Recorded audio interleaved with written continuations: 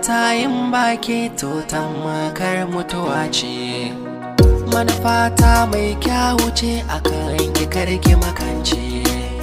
Nasara ta za ta guje ga lokaci a kurace. Na dau laifi na tuba ki yafe min labari na. Ban san harafi wanda zai sa ki guje min labari na. Ɗinkin ka tafi so za ya sire min labari na. Ban samu ba kamar kyatarin 'yan mata. Ban sare ba a san kina da matsirata. Ban shirya ba na barki akwai tarin wauta. Kina so na nima ina son ki kin sani.